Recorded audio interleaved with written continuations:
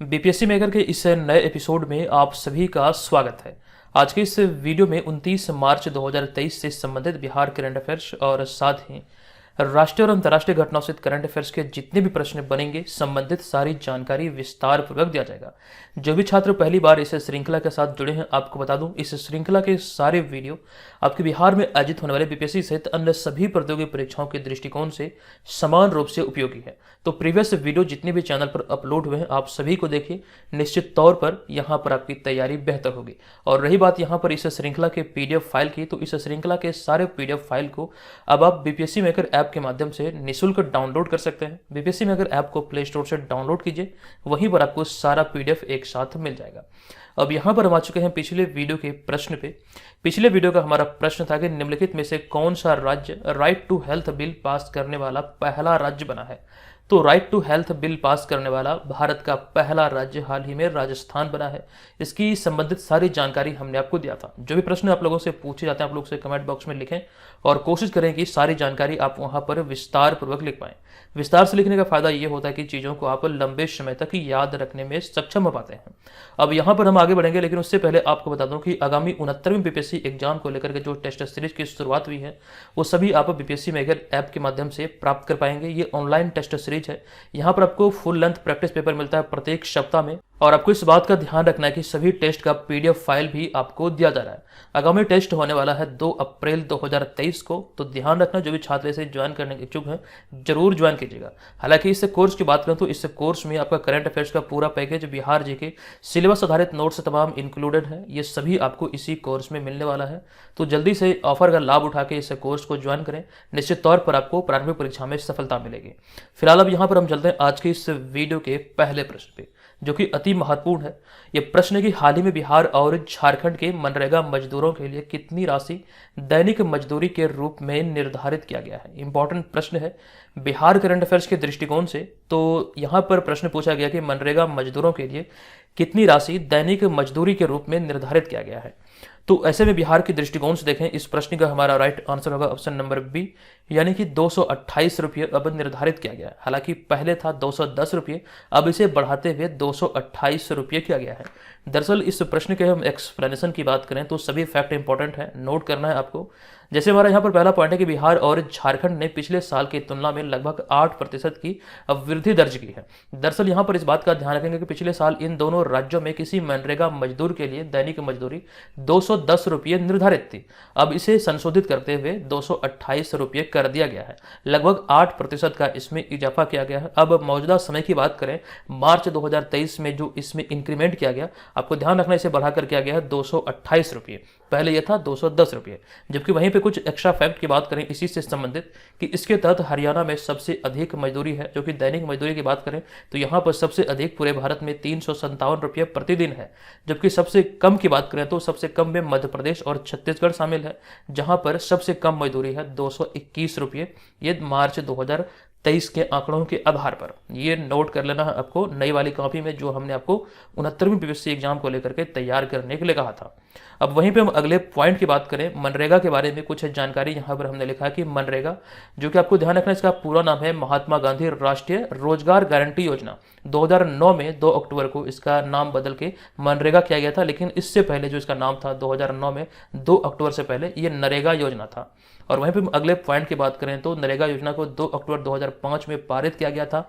और हालांकि भारत में इसकी शुरुआत सबसे पहले 2 फरवरी 2006 को आंध्र प्रदेश के बांदावाली जिले के अनंतपुर नामक ग्राम में हुआ था। ये पॉइंट यहाँ से ध्यान रखिए। हालांकि इसके बारे में डिटेल से यहाँ पर हमने इस स्लाइड में लिखा है, आप इसका स्क्रीनशॉट ले लीजिए। चीज़ों को एक बार मैं पुनः आपको रिवाइज करा दूं कि ग्रामीण बेरोजगारी, भूख और गरीबी से छुटकारा पाने के लिए केंद्र सरकार की महत्वाकांक्षी राष्ट्रीय रोजगार गारंटी योजना यानी कि नरेगा का शुभारंभ मनमोहन सिंह सरकार ने 2 फरवरी 2006 को आंध्र प्रदेश के अनंतपुर गांव से किया था। ये पॉइंट इंपॉर्टेंट है नरेगा से संबंधित, जो कि एग्जाम में पूछे जा सकते हैं।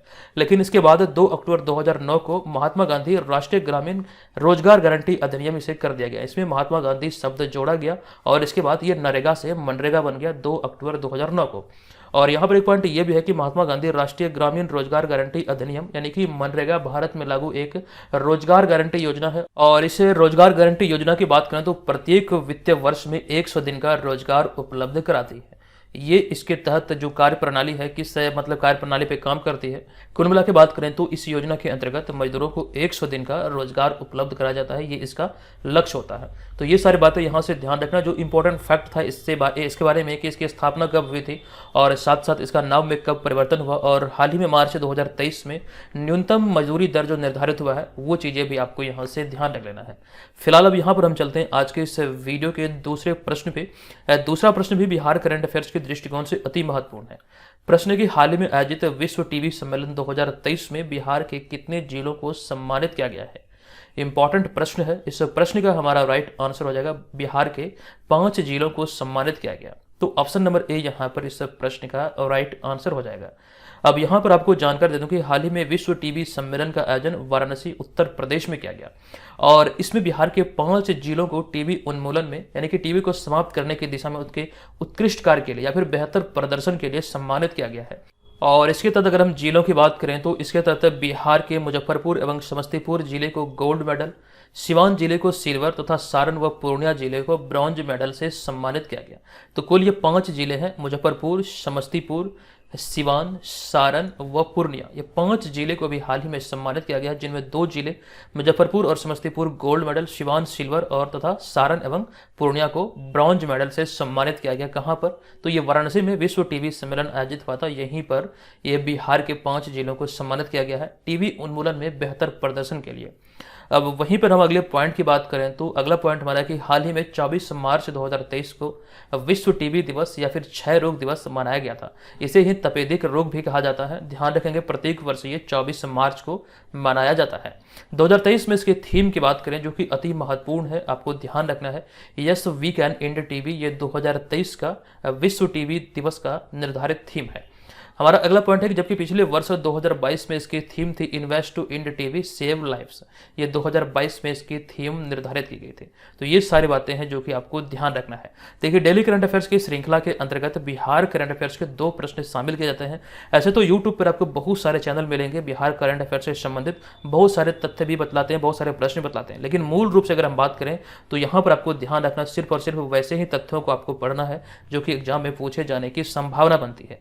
पिछले 2020 से हम आपके साथ लगे हुए हैं, तब से बिहार में जितनी प्रतियोगी परीक्षाएं आयोजित हुई जहां पर बिहार करंट अफेयर्स के प्रश्न बनते हैं, एक भी प्रश्न ऐसा नहीं है जो कि हमारे नोट्स से बाहर पूछा गया है। आप लोगों को हमने कई बार बतलाया है, कई बार प्रूफ दिया है। ऊपर आई बटन पे एक मैं प्रूफ दे रहा हूं, चाहे वो बीपीएससी एग्जाम हो, बीपीएससी सीडीपीओ हो, बिहार एसआई हो, कोई भी एग्जाम हो, बिहार करंट अफेयर्स की बात होगी तो बीपीएससी मेकर का करंट अफेयर्स का प्रश्न निश्चित तौर पर एग्जाम में होगा। और कुछ प्रश्न ऐसे भी थे कि डायरेक्टली हमारे नोट से हूबहू, अगर देखिए प्रश्न की बात करें तो प्रश्न में यहाँ पर तथ्यों का मैच करना एक संयोग हो सकता है, लेकिन यहाँ पर हमारा जो विकल्प दिया रहता है हूबहू वो भी 2-3 प्रश्नों का पिछले बीपीएससी एग्जाम में मैच किया है। इसका भी प्रूफ हमने आपको दिया था, बीपीएससी नहीं शायद सीडीपीओ वाले एग्जाम में मैच किया था, या फिर ऑडिटर वाला जो एग्जाम हुआ था बीपीएससी एएओ, वहां पर भी मैच किया है। ये प्रूफ आप यहां पर ऊपर आई बटन पे क्लिक करके देख सकते हैं। आपको यहां से एक प्रकार का कॉन्फिडेंस मिलेगा कि किस प्रकार से यहां से प्रश्न बनते हैं। तो आप लोग जो कमेंट करते हैं कि सर बिहार करंट अफेयर्स के प्रश्नों की संख्या को बढ़ाइए, तो बिल्कुल भी यहां पर इसे बढ़ाने की आवश्यकता नहीं है, क्योंकि हम आपको वही चीजें बतलाते हैं जो कि एग्जाम में पूछे जा सकते हैं। प्रत्येक महीने की बात करें तो 50 से 60 प्रश्न आपका बिहार करंट अफेयर्स का होता है। अगर इन्हीं 50-60 प्रश्नों की बात करें तो तकरीबन 1 साल में आपका 600 से 700 प्रश्न बन के तैयार होता है सिर्फ और सिर्फ बिहार करंट अफेयर्स का। तो बिहार करंट अफेयर्स की बात करें तो इतना सफिशिएंट है, क्योंकि आपके एग्जाम में बीपीएससी की बात करें तो प्रीवियस 12 से 15 महीने का करंट अफेयर्स पूछा जाता है। ऐसे में ये जो पहल है जो हमने आपके लिए शुरू किया है, एकदम से निश्चित तौर पर आपकी हेल्प करना, यही हमारा उद्देश्य है और चीज़ों को बेहतर तरीके से हम आपके लिए प्रेजेंट करते हैं। बस आप लोग भरोसा बनाए रखें कि चीज़ें जो भी मिलेगी बीपीएससी मेकर के माध्यम से वो बेहतर मिलेगी। तो आपको बार बार ये कमेंट करने की आवश्यकता नहीं है कि सर बिहार करंट अफेयर्स की संख्या को बढ़ाइए। बस आप लोग निश्चित तौर पर भरोसा करें, आपकी हेल्प यहाँ से बेहतर तरीके से होने वाली है। फिलहाल अब यहाँ पर हम चलते हैं अगले तीसरे प्रश्न पे। ये तीसरा प्रश्न है कि वुमेन्स प्रीमियर लीग का पहला संस्करण हाल ही में किस टीम ने अपने नाम किया है। तो अभी हाल ही में इसका पहला संस्करण या फिर सीजन 1 आयोजित हुआ था और इस खिताब को पहली बार पहला सीजन का मुंबई इंडियंस ने अपने नाम किया है दिल्ली कैपिटल्स को हराकर। ये ध्यान रखिएगा। तो ऑप्शन नंबर ए यहाँ पर इस प्रश्न का हमारा राइट आंसर हो जाएगा। अब यहाँ पर संबंधित तथ्यों की बात करें जो कि आपको याद रखना है। आपको बता दूं कि 26 मार्च 2023 को वुमेन्स प्रीमियर लीग का खिताब मुंबई इंडियंस ने दिल्ली कैपिटल्स को हराकर अपने नाम किया। अब इस विमेन्स प्रीमियर लीग की बात करें तो इसके तहत कुछ एक्स्ट्रा फैक्ट है, जैसे कि जो अवार्ड मतलब दिया गया विभिन्न खिलाड़ियों को, वो तमाम जानकारी यहाँ पर लिखा गया है। जैसे कि हमारा पहला पॉइंट है कि powerful striker of the match का खिताब किसे दिया गया, तो राधा यादव को दिया गया जो कि दिल्ली कैपिटल की है। वह भी हम बात करें अगले पॉइंट की तो प्लेयर ऑफ द मैच जो कि फाइनल मुकाबले की यहाँ पर बात हो रही है, तो नेट सिवर ब्रंट को दिया गया जो कि मुंबई इंडियंस के खिलाड़ी है। वहीं पे बात करें powerful striker of the season, तो सोफी डिवाइन को दिया गया जो कि आरसीबी की खिलाड़ी है। वहीं बात करें हम अगले पॉइंट की तो emerging player of the season Yastika Bhatia Mumbai Indians की है। Player fair play award Mumbai Indians और दिल्ली कैपिटल दोनों को दिया गया। दोनों टीमें फाइनल्स में पहुंची थी और फेयर प्ले अवार्ड दोनों टीमों को दिया गया। वहीं पे हम अगले पॉइंट की बात करें तो अगला है catch of the season Harmanpreet Kaur जो कि मुंबई इंडियंस की कप्तान है। सबसे ज़्यादा विकेट लेने के लिए जो पर्पल कैप अवार्ड दिया जाता है ये हैली मैथ्यूज जो कि मुंबई इंडियंस की है। और उसके बाद हमारा अगला होगा सबसे ज़्यादा रन जिसके लिए ऑरेंज कप दिया जाता है, ये मैग लेनिन को दिया गया जो कि दिल्ली कैपिटल की कप्तान है। वहीं पे अगले पॉइंट की बात करें तो most valuable player of the season की बात करें तो ये हैली मैथ्यूज को दिया गया जो कि मुंबई इंडियंस की खिलाड़ी है। ये सारी बातें यहाँ से आपको ध्यान रखना है, यहाँ से आपके एग्जाम में प्रश्न बन सकते हैं। हालांकि इन्हीं सारी चीज़ों को यहाँ पर हमने सम्मिलित तौर पर आपके सामने प्रस्तुत किया है, आप इसका स्क्रीनशॉट ले लीजिए। ये विमेन्स प्रीमियर लीग 2023 का खिताब के बारे में जानकारी दिया गया, ये इसका सीजन 1 था। विजेता की बात करें तो मुंबई इंडियंस और उप विजेता रहा दिल्ली कैपिटल्स। ये तमाम जो अवार्ड मिले हैं खिलाड़ियों को यहाँ पर दर्शाया गया है, आप इसका स्क्रीनशॉट ले लीजिए। अब यहाँ पर हम आगे बढ़ेंगे और आपको जानकारी दे दूं इंडियन प्रीमियर लीग के बारे में अर्थात आईपीएल के बारे में। तो इंडियन प्रीमियर लीग भारत में एक T20 क्रिकेट लीग है। इसकी स्थापना हुई थी वर्ष 2007 में, लेकिन इसका पहला टूर्नामेंट वर्ष 2008 में खेला गया था, यानी कि इसका जो पहला संस्करण था ये 2008 में खेला गया था। वर्ष 2022 का जो आईपीएल था ये इसका 15वां संस्करण था और वर्ष 2022 का प्रीमियर गुजरात टाइटंस ने जीता था। गुजरात टाइटंस पहली बार आईपीएल खेल रही थी और 2022 का खिताब इन्होंने अपने नाम किया। गुजरात टाइटंस के कप्तान की बात करें तो कप्तान है हार्दिक पांड्या। आईपीएल 2022 से विजेता गुजरात टाइटंस रहा था, आप सभी जान चुके हैं, जबकि उप विजेता की बात करें तो ये रहा था राजस्थान। आईपीएल 2021 की बात करें तो आईपीएल 2021 का खिताब जीता था चेन्नई सुपर किंग ने और उप विजेता रहा था Kolkata night Riders. Chennai super king अब तक 4 बार आईपीएल के खिताब को अपने नाम कर चुकी है, जबकि यहाँ पर जो हमने बात किया इस टूर्नामेंट का जो पहला आयोजन हुआ था, पहला संस्करण जो आयोजित हुआ था ये 2008 में आयोजित हुआ था। 2008 में पहला संस्करण खिताब जीता था राजस्थान ने, ये भी ध्यान रखिएगा। लेकिन वर्तमान चैंपियन की बात करें तो वर्तमान चैंपियन है गुजरात टाइटंस जिन्होंने एक बार इस खिताब को अपने नाम किया है। तो आईपीएल से संबंधित ये कुछ प्रमुख फैक्ट है जहां से आपके एग्जाम में प्रश्न बन सकते हैं, सभी को यहां पर ध्यान रखें। हालांकि यहां पर क्रिकेट की बात हो रही है तो क्रिकेट के बारे में एक जरूरी फैक्ट हमने यहां पर यह शामिल किया है कि क्रिकेटरों द्वारा जो लिखित पुस्तक है कई बार यहां से भी प्रश्न एग्जाम में बने हैं। जैसे कि यहां पर आपको रिवाइज करा दूं, सनी डे जो पुस्तक है ये सुनील गावस्कर की रचना है। Star gazing the player in my life इसके लेखक है Ravi Shastri. Playing it my way इसके लेखक हैं सचिन तेंदुलकर। 281 एंड बियॉन्ड के लेखक हैं VVS Laxman. A century is not enough के लेखक हैं Sourav Ganguly. Winning the inner battle के लेखक हैं Shane Watson. The test of my life from cricket to cancer and back के लेखक हैं युवराज सिंह। ये तमाम जो मतलब पुस्तकें हैं जो लिखी गई है क्रिकेटरों द्वारा, ये बहुत बहुत इंपॉर्टेंट है, सभी को ध्यान रखेगा, यहाँ से भी एग्जाम में प्रश्न बनते हैं। फिलहाल अब यहाँ पर हम चलेंगे अगले प्रश्न पे। हमारा अगला चौथा प्रश्न है कि निम्नलिखित में से किसे हाल ही में असम के सर्वोच्च नागरिक सम्मान से सम्मानित किया गया है। अति महत्वपूर्ण प्रश्न है।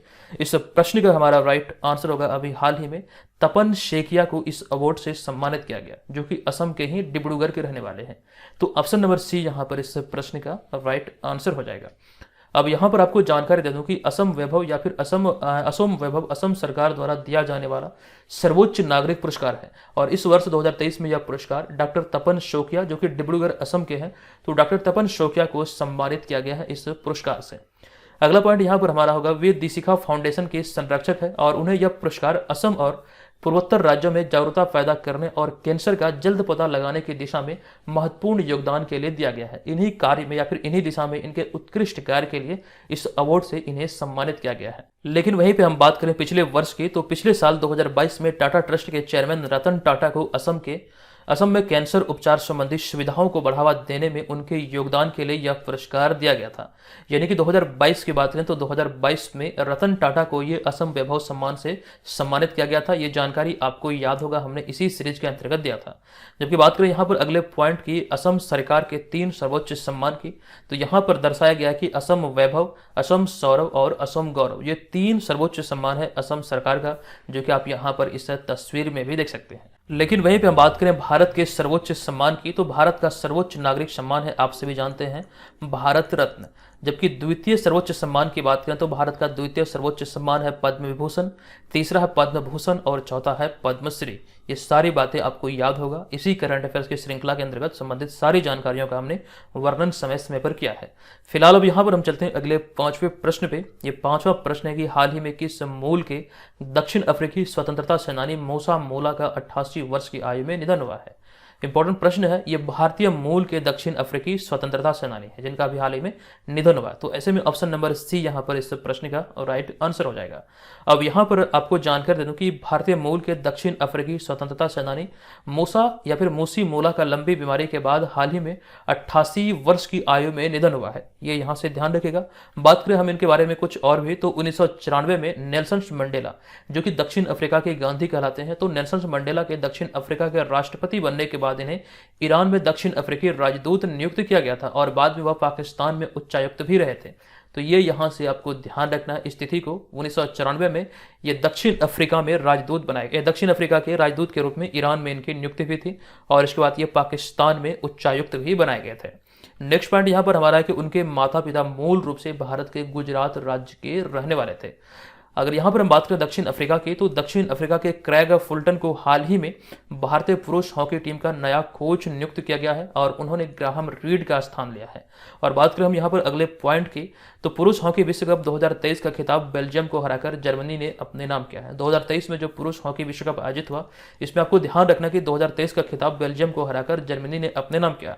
पुरुष हॉकी विश्व कप 2023 में भारत का जो प्रदर्शन था, ये एक निराशाजनक प्रदर्शन था, जिसके बाद ग्राहम रीड के स्थान पर अभी हाल ही में क्रेग फुलटन को भारतीय पुरुष हॉकी टीम का नया कोच नियुक्त किया गया। लेकिन ग्राहम रीड से संबंधित एक प्रश्न, एक पॉइंट ये भी इंपॉर्टेंट है, यहां पर आप देख सकते हैं 2021 में ग्राहम रीड के कोच रहते हुए भारतीय पुरुष हॉकी टीम ने टोक्यो ओलंपिक में, जो कि 2021 में आयोजित हुआ था, टोक्यो 2020 के अंतर्गत 2021 में, तो 41 वर्ष बाद कांस्य पदक भारतीय पुरुष हॉकी टीम ने अपने नाम किया था।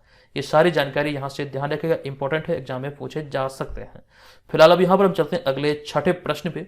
ये प्रश्न की हाल ही में इनोसेंट, इनका पूरा नाम है इनोसेंट वारिद थेकेथला, तो हाल ही में इनोसेंट का निधन हुआ। बताएं कि वे निम्न में से क्या थे। इस प्रश्न का हमारा राइट आंसर होगा वे अभिनेता और पूर्व सांसद थे। तो ध्यान रखना इसका राइट आंसर होगा, 2 विकल्प सही है, तो राइट आंसर होगा ऑप्शन नंबर ए, यानी कि उपयुक्त में से एक से अधिक। अब यहाँ पर आपको जानकारी दे दूं कि 750 से अधिक फिल्मों में काम कर चुके मलयालम अभिनेता और पूर्व सांसद इनोसेंट का कोची केरल में 75 वर्ष की आयु में निधन हुआ है। ये ध्यान रखिएगा। एक मलयालम फिल्मों की बात करें तो एक प्रसिद्ध हस्ती थी जिनका अभी हाल ही में 75 वर्ष की आयु में निधन हुआ। इनका नाम था इनोसेंट। पूरा नाम की बात करें तो पूरा नाम भी आपको ध्यान रखना, इनोसेंट वारिद थेकेथला, जिन्हें आप यहाँ पर इस तस्वीर में देख सकते हैं। आपको जानकर दे दूं कि भारत की पहली फिल्म, चूंकि फिल्मों की बात हुई है तो ऐसे में कुछ जरूरी फैक्ट जहां से एग्जाम में प्रश्न बनने की संभावना है वो हमने ऐड किया है। भारत की पहली फिल्म जो कि 1913 में आई थी, राजा हरिश्चंद्र, जो कि एक मूक फिल्म थी, यानी कि म्यूट फिल्म थी, इसमें साउंड नहीं था। ये आपको यहां से ध्यान रखना। इस फिल्म का नाम था राजा हरिश्चंद्र। अगला पॉइंट यहां पर है पहली बोलती फिल्म। तो भारत की पहली बोलती फिल्म थी आलम आरा, जो कि 1931 में आई थी। अगला पॉइंट है यहाँ पर पहली भोजपुरी फिल्म जो कि 1963 में आई। इस फिल्म का नाम था गंगा मैया तोहे पियरी चढ़ेबो। और उसके बाद यहाँ पर हमारा अगला होगा बिहार की सबसे पहली डॉक्यूमेंट्री फिल्म जो कि 1930 में आई। इस फिल्म का नाम था छठ मेला। 1907 में कोलकाता में भारत का पहला सिनेमा हॉल स्थापित किया गया था जिसका नाम था चैपलिन सिनेमा या फिर एल्फिस्टन पिक्चर पैलेस। ये 1907 में कोलकाता में भारत में पहली बार स्थापित किया गया था। और आपको ध्यान होगा 1911 तक या फिर 1911 से पहले भारत की जो राजधानी थी ये कोलकाता ही थी। लेकिन मौजूदा समय की बात करें तो मौजूदा समय में भारत की राजधानी है दिल्ली। जबकि बात करें हम यहाँ पर एक प्रश्न इस प्रकार से पूछा जाता है कि भारत की वित्तीय राजधानी कौन सी है। तो आपको ध्यान रखना है कि वित्तीय राजधानी की जब भी बात होगी तो हो जाएगा मुंबई। अब यहाँ पर हम बात करें 1911, कहीं कहीं जगह पर आपको 1912 भी लिखा मिलेगा। तो तो दोनों में आपको कंफ्यूज नहीं करना है, विकल्पों के आधार पर ही सही प्रश्न का चुनाव कर लेना है। हालांकि अधिकतर जगहों पर जो दिखेगा कि भारत की राजधानी 1911 तक कहाँ थी, ये कोलकाता थी। बहुत कम ही जगहों पर आपको 1912 मिलेगा। तो दोनों में आपको ध्यान रखना, विकल्प के आधार पर सही विकल्प का चयन आपको कर लेना है। फिलहाल अब यहाँ पर हम चलते हैं अगले प्रश्न पे। हमारा अगला 7वां प्रश्न है कि निम्नलिखित में से कहाँ हाल ही में गृह मंत्री अमित शाह ने गोरता शहीद स्मारक का उद्घाटन किया है। तो गोरता शहीद स्मारक की बात करें तो इसका उद्घाटन हाल ही में गृह मंत्री अमित शाह के द्वारा कर्नाटक में किया गया, कर्नाटक के गोरता में। तो ऑप्शन नंबर डी यहाँ पर इस प्रश्न का राइट आंसर हो जाएगा। आपको ध्यान रखना है कि 26 मार्च 2023 को केंद्रीय गृह मंत्री अमित शाह ने कर्नाटक में गोरता शहीद स्मारक और सरदार वल्लभ भाई पटेल स्मारक का उद्घाटन किया है। ये यहाँ से आपको ध्यान रखना है। वह पे हम अगले पॉइंट की बात करें तो हैदराबाद के निजाम के शासनकाल में मारे गए करीब 200 लोगों की याद में कर्नाटक के गोरता में गोरता शहीद स्मारक का निर्माण किया गया है। हैदराबाद के निजाम के शासन काल में 200 लोगों को जो यहाँ पर मारा गया था, उन्हीं की याद में कर्नाटक के गोरता में ये शहीद स्मारक का निर्माण किया गया, जिसका उद्घाटन अभी हाल ही में केंद्रीय गृह मंत्री अमित शाह के द्वारा 26 मार्च 2023 को किया गया। साथ ही साथ यहाँ पर इन्होंने सरदार वल्लभ भाई पटेल स्मारक का भी उद्घाटन किया है। ये भी यहाँ से ध्यान रखें। अब यहाँ पर हम बात करेंगे अगले पॉइंट की। तो अगला पॉइंट है केंद्रीय गृह मंत्री अमित शाह ने हाल ही में नई दिल्ली में वैदिक हेरिटेज पोर्टल का भी उद्घाटन किया था। यह जानकारी आपको दिया गया कुछ दिन पहले। आपको ध्यान रखें, दिल्ली में वैदिक हेरिटेज पोर्टल का उद्घाटन किया गया। नेक्स्ट पॉइंट है कि गृह मंत्री अमित शाह ने पोलो कॉम्प्लेक्स मणिपुर में एक पोलो खिलाड़ी की 120 फीट ऊंची प्रतिमा का अनावरण हाल ही में किया है। उसके बाद अगला पॉइंट है मणिपुर से संबंधित कि मणिपुर पूर्वोत्तर भारत में स्थित एक राज्य है और इसे पोलो खेल का जन्मस्थान माना जाता है। पूरी दुनिया की बात करें तो पूरी दुनिया में पोलो खेल का जन्मस्थान के रूप में मणिपुर को चिन्हित किया गया है। मणिपुर पूर्वोत्तर भारत में स्थित एक राज्य है, यहाँ की राजधानी है इम्फाल। ये सारी जानकारी याद रखना आपको। चलते अब यहाँ पर हम अगले 8वें प्रश्न पे। यह प्रश्न है कि निम्नलिखित में से किस तिथि को पूरी दुनिया में अर्थ आवर डे 2023 से मनाया गया है। तो इस प्रश्न का हमारा राइट आंसर होगा अभी हाल ही में प्रत्येक वर्ष जो मनाया जाता है, और प्रत्येक वर्ष की तरह इस वर्ष भी 25 मार्च 2023 को मनाया गया। तो ऑप्शन नंबर ए यहाँ पर इस प्रश्न का राइट आंसर हो जाएगा।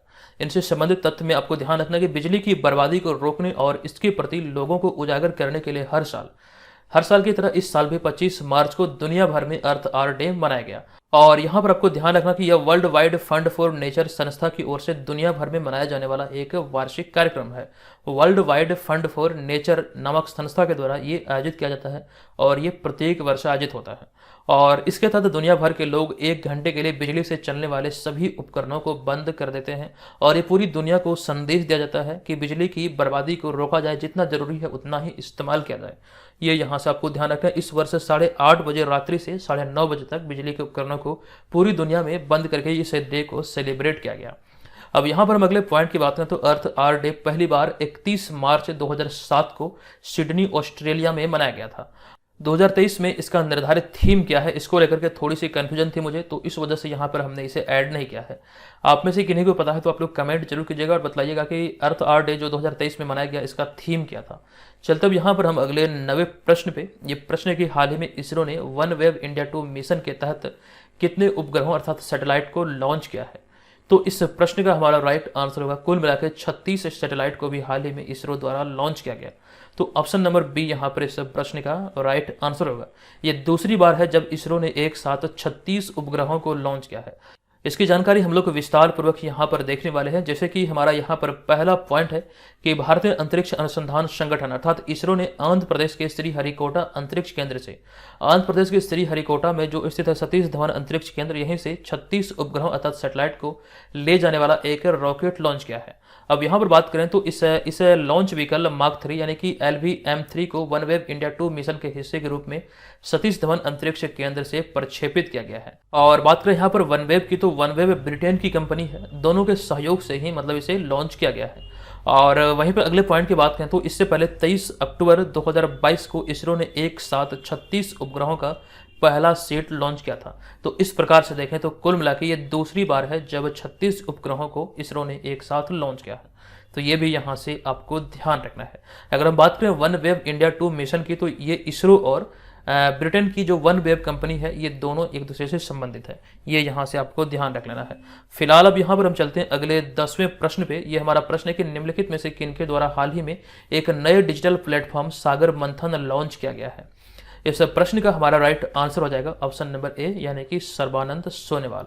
आपको जानकारी दे दूं कि हाल ही में केंद्रीय पत्तन पोत परिवहन और जलमार्ग मंत्री श्री सर्बानंद सोनोवाल ने एक नए डिजिटल प्लेटफॉर्म सागर मंथन लॉन्च किया है। और आपको ध्यान रखना कि बंदरगाहों, नौवहन और जलमार्ग मंत्रालय ने अपने सभी प्रोजेक्ट्स की वास्तविक समय की जानकारी को एक जगह संग्रहित करने के लिए इस डैशबोर्ड का निर्माण किया है, जो कि आपको ध्यान रखना है कि एक प्रकार से इस दिशा में एक प्रमुख पहल है, जिसको नाम दिया गया सागर मंथन। और अभी हाल ही में इस डैशबोर्ड का जो शुभारंभ किया गया, यह केंद्रीय पत्तन पोत परिवहन और जलमार्ग मंत्री सर्बानंद सोनोवाल द्वारा किया गया। वह अगले पॉइंट की बात करें तो इससे पहले उन्होंने 20 नवंबर 2022 को असम के सिलचर में क्षेत्रीय यूनानी चिकित्सा अनुसंधान संस्थान के अत्याधुनिक परिसर का भी उद्घाटन किया था। किन्होंने? तो सर्बानंद सोनोवाल ने। यह जानकारी आपको दिया गया था पिछले वर्ष नवंबर 2022 में। अगला पॉइंट यहाँ पर यह कि हाल ही में आयुष मंत्रालय ने आयुर्वेद में शोध और विकास को बढ़ावा देने के उद्देश्य को ध्यान में रखते हुए स्मार्ट पहल की शुरुआत की है। यह भी आपको ध्यान रखना है, आयुर्वेद में शोध और विकास को बढ़ावा देने के उद्देश्य को ध्यान रखते हुए भी हाल ही में ये स्मार्ट पहल की शुरुआत की गई है आयुष मंत्रालय के द्वारा। अगला 11वां प्रश्न है कि वार्षिक द्विपक्षीय समुद्री अभ्यास कोंकण 2023 किन दो देशों के बीच आयोजित हुआ है? तो यह भी हाल ही में भारत और यूके के मध्य आयोजित हुआ। तो ऐसे में ऑप्शन नंबर ए यहाँ पर इस प्रश्न का राइट आंसर हो जाएगा। अब यहाँ पर आपको ध्यान रखना कि कोंकण तट के अरब सागर में 20 से 22 मार्च 2023 तक भारतीय नौसेना और रॉयल नेवी के बीच में कोंकण 2023 नामक वार्षिक द्विपक्षीय समुद्री अभ्यास आयोजित किया गया है। तो आपको ध्यान रखना, कोंकण जो आयोजित होता है ये युद्धाभ्यास भारत और यूके के मध्य आयोजित होता है। हालांकि यहाँ पर अगले पॉइंट में कुछ विस्तार पूर्वक जानकारी हमने आपके समक्ष रखा है। द्विपक्षीय अभ्यास की बात करें जहां से आपके एग्जाम में प्रश्न बनते हैं, जैसे कि संप्रीति जो युद्धाभ्यास है ये भारत और बांग्लादेश के बीच आयोजित होता है। मित्र शक्ति भारत और श्रीलंका, मैत्री व्यायाम भारत और थाईलैंड, वज्र प्रहार भारत और संयुक्त राज्य अमेरिका। बात करें युद्धाभ्यास की तो ये भारत और अमेरिका के बीच आयोजित होता है। इस युद्धाभ्यास को नाम ही दिया गया है युद्ध अभ्यास। अगला होगा हमारा कि नोमैडिक एलिफेंट, तो ये भारत और मंगोलिया के बीच आयोजित होता है। गरुड़ शक्ति भारत और इंडोनेशिया, शक्ति अभ्यास भारत और फ्रांस, धर्म गार्जन भारत और जापान, सूर्य किरण भारत और Nepal, hand in hand exercise Bharat और चीन, और एक है सिम्बैक्स जो कि भारत और सिंगापुर के मध्य आयोजित होता है। ये तमाम आपके लिए इंपॉर्टेंट है, यहीं से आपके एग्जाम में प्रश्न बनते हैं, सभी को नोट कर लीजिएगा, ये सारी चीजें आपके लिए इंपॉर्टेंट हो सकता है। चलते अब यहाँ पर हम अगले पॉइंट पे, अगले प्रश्न पे। अगला प्रश्न है कि हाल ही में भारत का पहला केबल आधारित रेल पुल कहाँ बन रहा है? तो भारत का पहला केबल आधारित रेल पुल बन रहा है जम्मू कश्मीर में। तो ऑप्शन नंबर सी यहाँ पर इस प्रश्न का राइट आंसर होगा। आपको ध्यान रखना, केबल आधारित भारत का पहला रेलवे पुल जम्मू कश्मीर में अंजी नदी पर तैयार किया जा रहा है। इस नदी का नाम ध्यान रखेगा, इस नदी का नाम है अंजी नदी पर तैयार किया जा रहा है। और अगला पॉइंट है कि इस पुल को उधमपुर श्रीनगर बारमूला रेल लिंक परियोजना के तहत बनाया जा रहा है। दोनों इंपॉर्टेंट फैक्ट है, दोनों को यहाँ पर हमने शामिल कर दिया है। अब यहाँ पर हम चलते हैं आज के इस वीडियो के प्रश्न पे, लेकिन उससे पहले आपको ध्यान रखना है आपका जो 69वें यूपीएससी एग्जाम प्रस्तावित है ये 30 सितंबर 2023 को प्रस्तावित है। इस एग्जाम की संपूर्ण तैयारी के लिए आप यूपीएससी मेकर ऐप को प्ले स्टोर से डाउनलोड करें, इस कोर्स को ज्वाइन करें जहां पर आपको सिलेबस आधारित नोट्स मिलेगा, संपूर्ण बिहार जीके का पैकेज मिलेगा, करंट अफेयर्स का पूरा पैकेज होगा, टेस्ट सीरीज मिलेगा ऑनलाइन, साथ ही साथ इसका पीडीएफ फाइल भी आपको उपलब्ध करा जाएगा जहां से चीज़ें आपको आसान लगने लगेगी, चीज़ों को एकदम से विस्तार पूर्वक यहाँ पर आपको मिलेगा। और साथ ही साथ सेक्शनल टेस्ट होंगे, प्रीवियस ईयर पेपर आदि यहाँ पर इस कोर्स में सम्मिलित है। तो आप लोग इस कोर्स को निश्चित तौर पर ज्वाइन करेंगे तो फायदा मिलेगा। आज का इस वीडियो का हमारा प्रश्न है कि हाल ही में मार्च 2023 में जारी नागर विमानन महानिदेशालय अर्थात directorate general of civil aviation की रिपोर्ट के अनुसार दुनिया में सबसे ज्यादा महिला पायलट किस देश में है? संबंधित सारी जानकारी हमने आपको दिया था, बताएं इस प्रश्न का राइट आंसर क्या होगा। जो भी चीजें आप लोग कमेंट बॉक्स में लिखें, कोशिश कीजिए कि सारी जानकारी को विस्तार पूर्वक लिख पाएं। चलते चलते अब यहाँ पर एक बात ये भी बता दूं कि इस वीडियो का जो पीडीएफ फाइल है ये आप बीपीएससी मेकर ऐप के माध्यम से निःशुल्क डाउनलोड कर सकते हैं। बीपीएससी मेकर ऐप को प्ले स्टोर से डाउनलोड करें, वहीं पर आपको मिल जाएगा। तो दोस्तों आज के इस वीडियो में इतना ही, मिलेंगे नेक्स्ट वीडियो में, तब तक के लिए धन्यवाद, जय हिंद।